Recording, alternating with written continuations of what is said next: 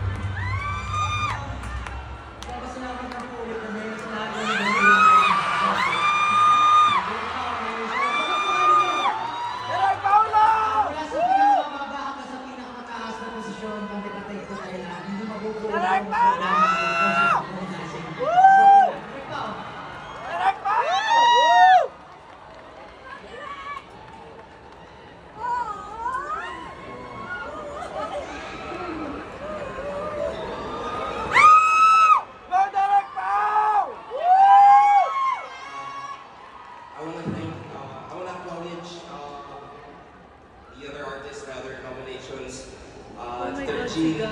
Couple Joe, my dad, and I want to acknowledge the one guy who was with me in all four shows, G.A. Falyarme. Yes, yes!